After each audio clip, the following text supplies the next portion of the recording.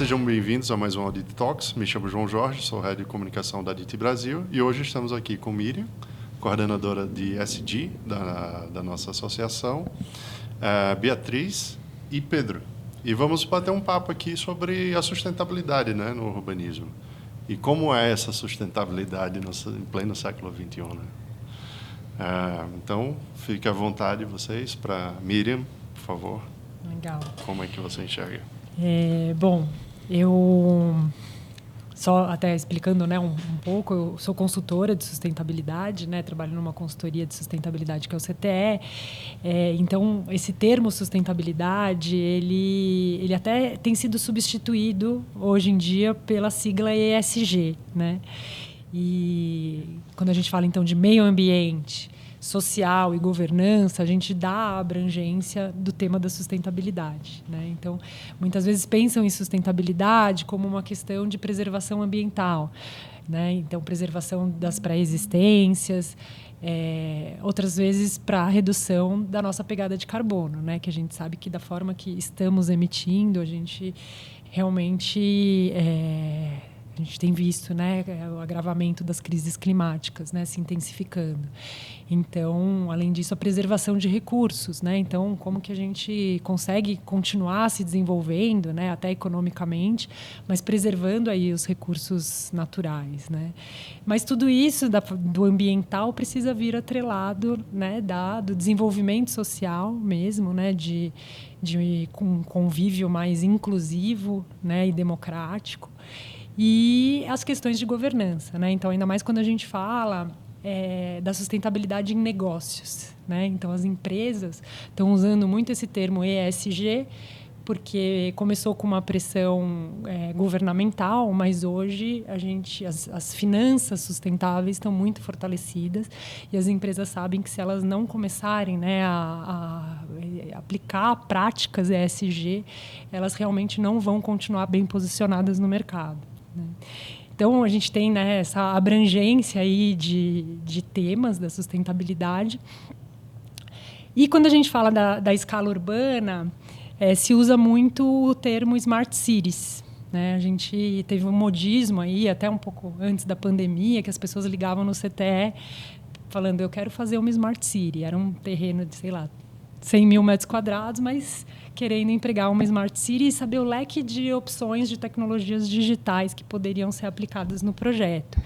E realmente a tecnologia digital, ela está aí, está disponível, está se desenvolvendo, né, mais a cada dia, e mesmo aqui no Brasil a gente já tem exemplos dela aplicada. Realmente ela está aí para ser utilizada para aumentar a eficiência operacional, tornar as gestões mais inteligentes e mais eficientes, né? Então, ela é importante como uma ferramenta, né, uma estratégia para se obter a sustentabilidade. Mas a gente sabe que muitas vezes as soluções passam por estratégias low-tech, né? Então, acho que um caminho aí para a sustentabilidade é a gente conseguir trazer a natureza, né, para os nossos projetos de arquitetura, urbanismo, e que muitas vezes são soluções mais baratas e mais eficientes, né? Eu até dou um exemplo do sensor de bueiro, né? O sensor de bueiro, que é uma estratégia Smart City, para a empresa que vai fazer a coleta ali, ela só ir quando tiver cheio, né? Então, a empresa vai receber um alarme quando o bueiro estiver cheio. Mas isso é a ponta do iceberg dos problemas de drenagem das cidades, né? Então, acho que até dá para vocês falarem mais do que eu, né, sobre infraestrutura verde, né? Mas acho que são possíveis caminhos aí. Eu vejo a oportunidade hoje da gente abordar a questão da sustentabilidade de uma forma muito mais sistêmica, né? Mesmo o conceito de cidades inteligentes, que bom que hoje tem uma percepção que a cidade inteligente não é apenas a que tem tecnologia, a que é feita para as pessoas, a que é integrada e valoriza o ambiente natural. E na natureza urbana a gente sempre gosta de falar que a gente atua na interface entre esse ambiente natural e o ambiente construído, que é fruto da nossa existência, né, no planeta, né, e que é preciso ter um olhar muito mais sistêmico e amplo para essa integração. Então, de fato, pensar como é que você, antes de falar de certificação, de uma edificação, né, que era até pouco tempo uma visão de mercado muito focada a sustentabilidade na certificação, né, mas não tudo antes do que você teve que fazer, todo o processo que foi feito antes para você pensar aquela ocupação, aquele bairro, aquele edifício sequer na existência dele.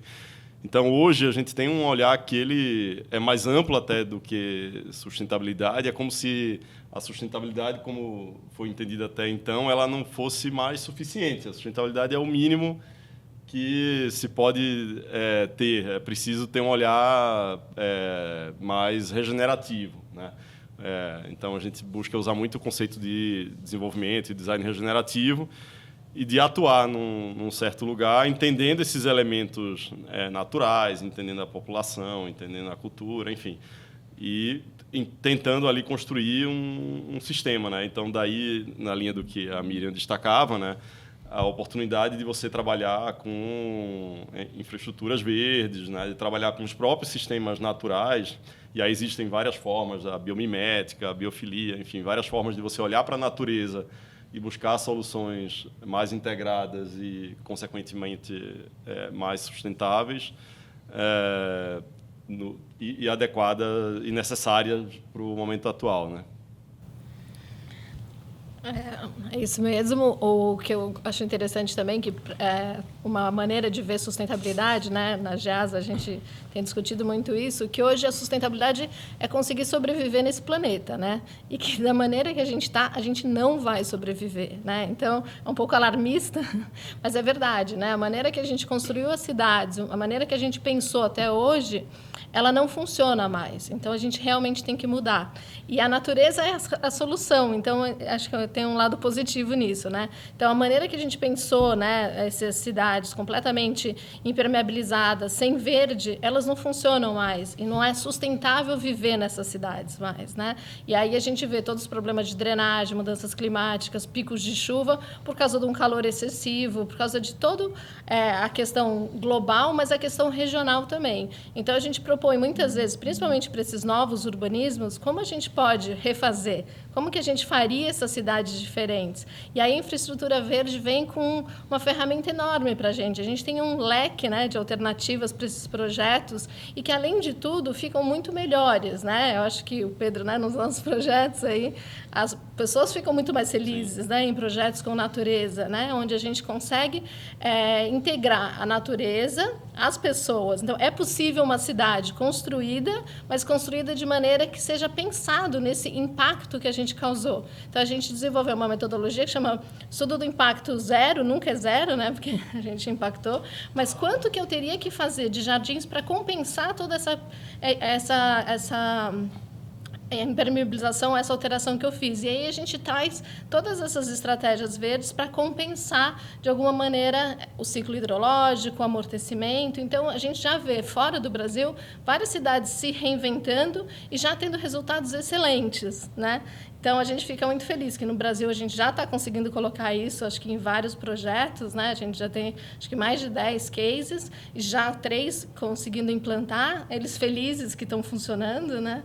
Então, acho que é esse caminho que eu entendo, né, que a gente poderia trazer aí para essa sustentabilidade, para esses novos projetos, né? E também para os projetos atuais, né, construídos, os retrofits, né? Acho que esses fazem sentido também. Sim. Uma dúvida. Esse avanço do desenvolvimento moderno de urbanismo e tal, Singapura, ele é um modelo? Sim. Para... Singapura é mais exemplo de Smart City, né? Típica de tecnologias, né? Eu nunca fui para Singapura, mas é um case muito estudado, assim, eu uso como referência em aulas. E, por exemplo, para mobilidade ativa, e mobilidade ativa tem muito a ver com qualidade ambiental das calçadas, né? É um péssimo exemplo, né? Agora, se você fala mobilidade de forma ampla, é um case Singapura, porque tem todas as questões de transporte rápido, né, eficiente, inteligente, veículo autônomo. Mas essas estratégias low-tech que a gente está falando aqui não seriam um case ideal. A Singapura tem parques, né, que são representativos, assim, com biodiversidade nativa. E tem uma outra questão de Singapura, que eles têm um referencial técnico, que é tipo uma certificação da prefeitura, e que, como eles têm um problema de densidade muito elevada, né, quase todas as grandes cidades asiáticas, né, que tem uma densidade populacional muito grande, construtiva, eles criam incentivos para você fazer jardins em nível, né, verticais. E compensar por não estar fazendo no térreo. Então, eles têm até um índice lá que chama Green Plot Ratio, que é um índice de vegetação para ocupação de lotes. Assim. Então, para algumas coisas, acho que pode ser considerada, assim, por algumas estratégias. Né? É uma forma de minimizar o dano já existente. É uma forma de mitigar, né, um impacto de construção excessiva, né, dos problemas da densidade, assim. E eu acho que aí era até fazendo um gancho com o que eu ia falar, né, já que a gente está aqui num evento de arquitetura e urbanismo, que quando você resolve introduzir, né, e mesclar a natureza, né, junto com esses projetos, tem uma quebra de paradigma forte e que, se você for generalizar, ainda tem uma resistência muito grande, não só dos arquitetos, mas dos clientes e das pessoas em geral, né? Voltar a viver em contato com a natureza, a gente tem alguns desafios aí, né, para serem superados. Vou dar um exemplo aqui, né, mas assim, a ideia da arquitetura com um aspecto estético, visual, um elemento único, né, e aí a vegetação tem que estar super afastada dela, porque senão impacta, né, na paisagem mesmo do elemento, né, o marco arquitetônico. Então, só dando um exemplo aí, mas acho que tem vários impactos, interfaces aí que a gente precisa quebrar esses paradigmas mesmo para conseguir fazer essa mescla. Eu acho que é uma mudança de abordagem, né? Porque o arquiteto, o típico arquiteto, né? Ele está muito habituado, de fato, você pegar ali o terreno, ver as condições de ocupação e você já sai ali aquele edifício, né? E muitas vezes não tem uma relação com o lugar, não tem uma relação com esses elementos naturais, com os elementos daquele ecossistema, e, de fato, é mais um exercício estético, né? Então, eu acho que os tempos atuais eles exigem uma outra abordagem, uma imersão no entendimento de quais são as variáveis daquele lugar onde você está trabalhando e construir soluções a partir delas, né? A partir sejam os materiais, seja as características naturais, seja o fomento à própria proliferação da natureza, da fauna, etc., né? Então, infelizmente, a gente ainda vê muito no mercado. Assim, acho que a gente está no momento de amadurecimento e crescimento dessa visão. Ainda tem um pouco no mercado também uma certa atuação que a gente poderia qualificar como greenwashing, né? Ainda mais depois da pandemia, né? A quantidade de empreendimentos com um nome que puxa para a natureza, árvore, enfim, algo do tipo. Mas que, às vezes, parece que o marketing ali nem combinou com a arquitetura, surgiu depois a ideia. E tem que vir da essência. Assim. Se você parar e olhar a essência daquele lugar, a essência dos elementos naturais com os quais você pode trabalhar, então o projeto nasce com esse viés de sustentabilidade muito mais forte, assim, muito mais possível. Né? Eu acho bem interessante mesmo, né? Se quebrar o paradigma, né? O pessoal confia muito mais num tubo enterrado embaixo d'água do que uma biovaleta, né? Que é uma canaleta verde, né? Que é uma canaleta. Mas e se não funcionar, né? Tem um cliente que está todo feliz que está funcionando a biovaleta. Como se não fosse funcionar, né? Lógico que a gente sabe. Mas acho interessante também, não dá para deixar de falar, assim, o que é... A gente fala muito do jardim de chuva, né? Que é uma das infraestruturas verdes muito conhecidas, mas qual que é a diferença de um jardim de chuva para um jardim convencional? Porque muitas vezes a gente pensa em paisagismo e pensa, estou pondo planta, mas também não é só colocar planta, né? É colocar planta com biodiversidade e plantas de preferência nativas adaptadas àquele local. Então, a diferença de um jardim para um jardim de chuva é que um jardim, muitas vezes, ele é só simplesmente um enfeite. O jardim de chuva ele tem uma função ecológica, né? Ele está ali cumprindo a função que a natureza previu para ele quando quando foi planejada lá atrás, né? Por Deus, sei lá, né, quem planejou. Mas, então, o jardim de chuva, a gente sempre olha, né? A partir de 2 anos, no jardim, ele começa a ter minhoca, ele começa a ter abelhas nativas, borboletas, é porque ele criou um ecossistema, né? Então, imagina que legal, você tem um jardim na sua casa que é um ecossistema, e não simplesmente umas plantinhas cortadas com cara de... Então, isso que é importante, acho que falar também, né? Que a natureza, lógico, são sempre bonitas, né? Acho que mesmo as exóticas e tal são sempre bonitas, mas a importância da gente ter jardins nativos, né? E usando as soluções baseadas na natureza, esse termo eu acho muito interessante, porque ele remete muito, acho que também o Pedro que você falou, cada projeto é olhar aquele terreno, né? Então, às vezes o cliente fala, mas funciona aqui? Eu falei, não, aqui eu vou ver o que a natureza pensou para esse terreno. A natureza tem um projeto feito para cada bioma, para cada terreno, para cada local. A gente só vai potencializar que ele continue sendo feito e não vai estragar. Então, acho que isso é muito interessante também, né? Tendo esse viés, né? Eu me recordo agora de 2 projetos. Um que foi aqui no Brasil. Tentei puxar aqui o nome, mas não recordei. Fiquei em Minas Gerais. Pegaram uma cidade do interior e reconstruíram ela de uma forma mais sustentável possível. Então, tipo, levaram um festival de cinema, começaram a explorar o turismo. Itiboca. Bitpoca? Bitpoca. Talvez você está falando...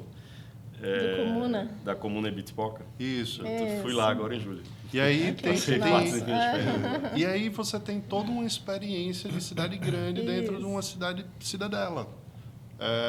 Do mesmo jeito, no outro contraponto, tem aquele projeto asiático da The Line, eu acho, que é uma colônia. Que é uma...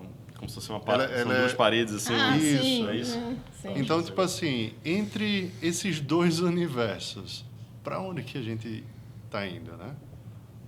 Qual é o caminho da sustentabilidade? Entre a preservação e o fim dos tempos, digamos assim, né? O primeiro exemplo que você falou, né, lá da Comuna Ibitipoca, que eles chamam agora Projeto Ibiti, eles criaram lá um conceito interessante de hospitalidade, que foi olhar esse território onde tinha um antigo povoado, né, e fazer com que a operação hoteleira ela acontecesse nas próprias casas que eram parte desse povoado, e aí tem também alguns moradores, enfim. Então você se sente como se você estivesse numa cidadezinha mineira ali de montanha, e na verdade você está numa operação de hospitalidade de altíssimo nível, né? Foi escolhido agora um dos 50 melhores hotéis do mundo. Mas tem um olhar justamente do desenvolvimento regenerativo. Então, a comida é feita na região, vem da região, mesmo as proteínas, ou toda a parte, né, de agrofloresta, enfim, né, tem um cuidado com a fauna, tem esse olhar para a comunidade, envolver também ela de um ponto de vista cultural, etc. O projeto lá, que acho que fica na Arábia Saudita, se não me lembro bem, é completamente oposto, né? Como se fosse uma atuação, quase que um teste para uma atuação em Marte, né? Então, a gente sabe que o ambiente lá é muito hostil, né? Mas se você... aí eu, claro, não estou lá, não estou lá no dia a dia, né? Nem tenho esse conhecimento, assim, a gente até já... É um ambiente que a gente tocou pontualmente, até está vendo um projeto agora nos Emirados Árabes, mas, enfim, historicamente, eles têm bastantes exemplos de cidades e arquitetura que procuraram se proteger das intempéries, do clima lá, né, que são difíceis. Mazda é um exemplo. Mazda, por exemplo. Mazda até recente, né, mas eu estava até tentando buscar assim, mais do histórico de como, de alguma forma, o homem lá atrás conseguiu ocupar aquele espaço, né? Só que agora mas o que esse projeto... acho que foi ótimo esses 2 exemplos que você deu, que pega exatamente no que a gente está falando aqui, né? Essas cidades asiáticas construídas do zero, me dá a impressão, eu também não estou no time de projeto, mas me dá imagino que eles estão construindo tecnologias para resolver problemas que que o projeto mesmo criou, né? Ao invés de tentar achar soluções baseadas, né, na natureza ou no que já está construído, né? Que é um pouco a ideia de Ibitipoca. Ibitipoca que chama, e eu acho que isso é uma coisa que muitos países já viveram e que a gente ainda engatinha, que é, por exemplo, aproveitar as nossas edificações existentes das cidades, né? Então, acho que a maior parte dos centros das grandes cidades brasileiras tem imóveis desocupados em áreas centrais, né? E nenhum governo conseguiu criar estímulos, né, para o mercado. E eu acho que essa é uma enorme estratégia de sustentabilidade que mexe com arquitetura e urbanismo, que é criar soluções a partir do que é existente, né? A gente fala da natureza, mas também de coisas que já estão construídas, né? Como cidades construídas, e não criar os problemas para tentar resolvê-los, né? Eu acho que é um desafio. Acho que a gente não tem ainda o modelo ideal. Acho que a gente está construindo. Mas acho que a gente chega em breve, né? Nesse modelo. E aí, tipo, Miriam já apontou aqui, que era uma próxima pergunta que eu sugeriria. Como os grandes centros podem aproveitar melhor esse movimento, né? Tipo, a reunião. Porque tem muito valor cultural por trás das coisas. Não é só a questão do ambiente, da sociedade, do desenvolvimento, da arquitetura. A cultura, ela também favorece muito, né? Tipo, no caso do projeto aqui em Minas Gerais. Como a gente traz isso para os grandes projetos nos centros urbanos? Como é que vocês enxergam?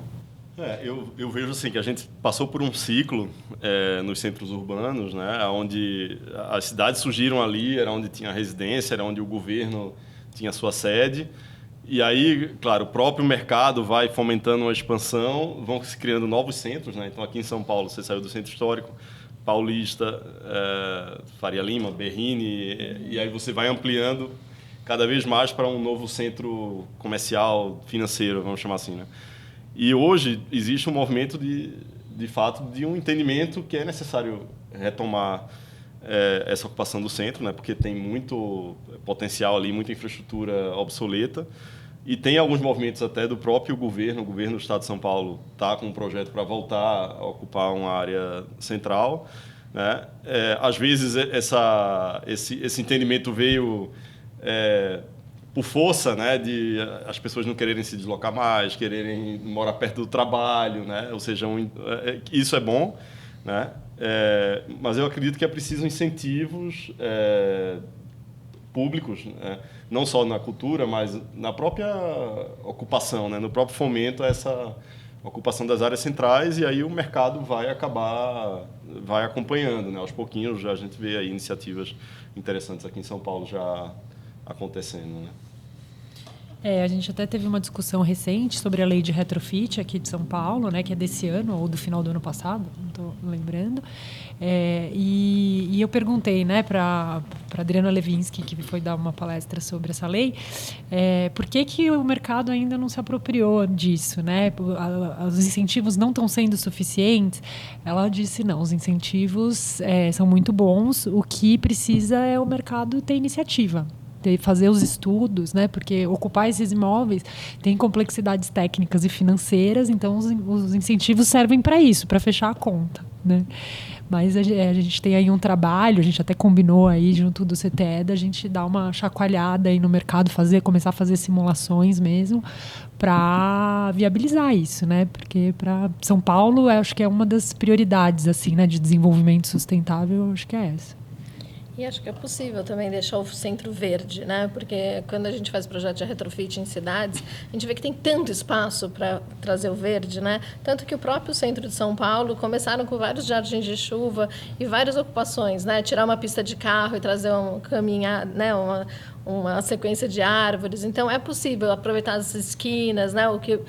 Que nesse retrofit tragam telhados verdes, né? Então, é possível trazer de volta esse verde para as cidades, que é o que tem sido feito fora, né? Que é pegar exatamente ruas existentes e redesenhar elas inteiras. Aumentar as calçadas, deixar com bancos com jardins. Então, é possível, né? Tem várias estratégias e a gente tem visto aí vários exemplos na prática que funciona e valoriza, né? Nos Estados Unidos eles têm indicadores onde aumenta o valor de aluguel, diminui vacância, né? Então eles têm vários benefícios de quanto valoriza de volta. Então isso poderia até ser um primeiro incentivo para trazer de volta, porque uma rua agradável todo mundo vai querer morar. Então é questão de saber quem começa primeiro, né?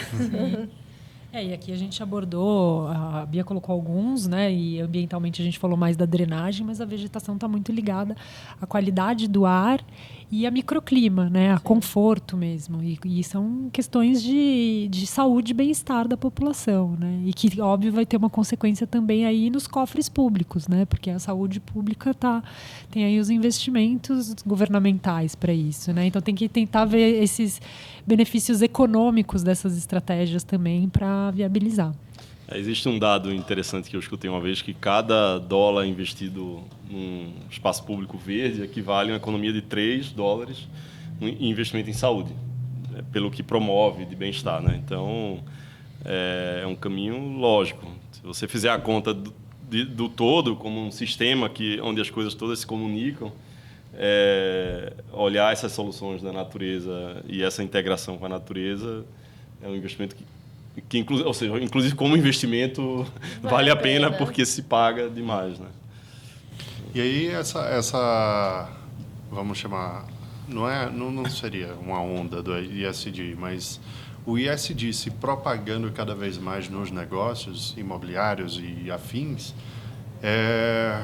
a gente chega em um ambiente mais confortável, né? Porque e dentro da ADIT, como isso tem sido, Miriam? Tipo, você que tem contato aí com os associados, como é que está sendo a receptividade desse assunto? Bom, a gente acabou de começar, né? Foi a comissão mais nova da ADIT, começou agora no meio do ano, inclusive todo mundo que está aqui faz parte, né, da comissão. É um desafio enorme, mas não só para os associados da ADIT, né? O mercado imobiliário, o mercado hoteleiro, a gente ainda está introduzindo esses conceitos, né? Assim, tem algumas empresas que já estão bem avançadas e outras que estão ainda se capacitando realmente para começar a colocar em prática isso como um processo, né? Então, a gente está, né, fizemos já um primeiro webinar de imersão no tema, agora a gente vai ter um workshop, né, de diagnóstico ESG corporativo, e aí a gente tem outras atividades previstas aí ao longo do ano, mas, assim, o grande desafio nesse tema é que ele passa muito pela autodeclaração, né, e como já foi falado aqui pelo Pedro, a questão do greenwashing, ainda mais depois da pandemia, que as pessoas realmente começaram a valorizar muito, né, esse equilíbrio com a natureza, né, e um mundo mais sustentável, as empresas começaram a colocar isso no marketing. Então, o ESG, ele, enquanto autodeclaração, fica uma linha muito tênue, né, entre uma autodeclaração sustentável mesmo e greenwashing. Então, acho que esse é o grande desafio, né, como fazer aderir mesmo estratégias de alto desempenho que realmente correspondam aí, né, aos princípios do movimento ESG. Legal. Existe algum tipo de boas práticas para adotar no mercado brasileiro? Existem muitas, mas é isso, a gente aqui focou, né, em soluções baseadas na natureza, mas quando você fala ESG, é um mundo infinito aí, né, de possibilidades. A gente tem alguns referenciais técnicos, né, muitas certificações, tanto certificações de edificações como communities, né, e de urbanismo, que aí pode ser um caminho, vamos dizer, né, um roadmap de como aplicar essas estratégias, tanto nas empresas como nos projetos. Legal.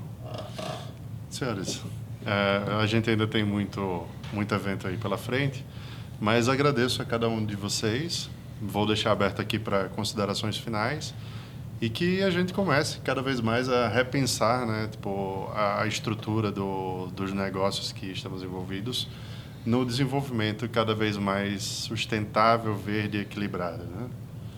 Então, agradeço a cada um de vocês e deixo aqui aberto para as considerações finais. Bom, obrigado também pelo convite e pelo papo aqui com as colegas aqui da Comissão ESG. E eu acredito que todo empreendimento, todo projeto tem um espaço da gente trazer esse olhar de integração, né? Trazer isso como um conceito forte. E fica esse convite aí para os associados da ADIT. Então, essa provocação, né, para quem já não está embarcado, né, embarcar, porque a gente acredita que possível fazer melhor, né? Estamos aqui para isso.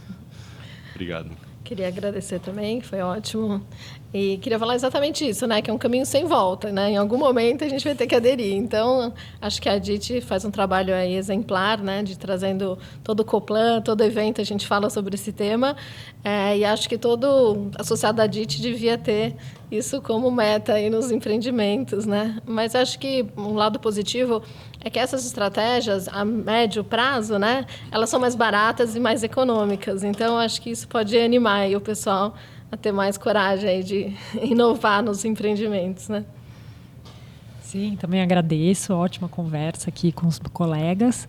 E eu acho que uma oportunidade que a gente tem através da DIT é de não só mostrar o que já está sendo feito, né, para estimular mesmo o mercado, subir a régua aí do mercado, mas mostrar os resultados, e quanto mais tangíveis, né, os resultados, mais fácil da gente engajar todo mundo. Então, até acho que os jardins de chuva, os 10 jardins de chuva, 10 projetos de infraestrutura verde que estão saindo, é legal a gente criar, né, indicadores e monitorar isso e mostrar os benefícios, né, de forma tangível, para que vire padrão mesmo de mercado, né? Dando só esse exemplo, mas acho que é uma coisa que a gente faz pouco no Brasil, que é monitorar os resultados e divulgar eles, né? Então acho que a gente pode fazer junto da DIT também. Esse foi mais um Adit Talks. Até breve.